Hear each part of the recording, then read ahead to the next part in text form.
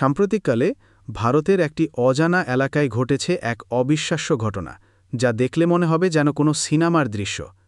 আকাশ থেকে সাবানের ফেনার মতো খণ্ড খণ্ড মেঘ নিচে পড়ে আসছে, আর এই অদ্ভুত দৃশ্য দেখতে ভিড় করছে এলাকার ছেলেমেয়ে থেকে শুরু করে বৃদ্ধ যুবা সবাই।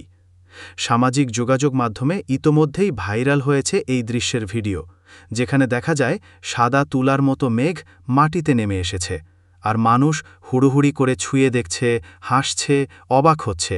বিজ্ঞান বলছে এমন কোনো স্বাভাবিক ঘটনা নয়। সাধারণত মেঘ তৈরি হয় আকাশে, জলীয় বাষ্প ঠান্ডা হয়ে জমে গিয়ে ভেসে থাকে, কিন্তু তা এমন সাবানের ফেনার মতো খণ্ড খণ্ড হয়ে মাটিতে নেমে আসা একেবারেই অস্বাভাবিক।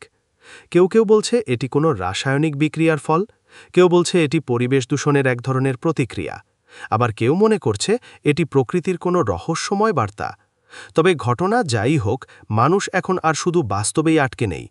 প্রযুক্তির এই যুগে, যেখানে কৃত্রিম বুদ্ধিমত্তা, ক্লাউড টেকনোলজি ও পরিবেশ নিয়ে নানান পরীক্ষা চলছে, সেখানে এমন এক অদ্ভুত ঘটনা আমাদের চিন্তায় ফেলে দিচ্ছে, এই পৃথিবী আসলে কতটা বদলে গেছে।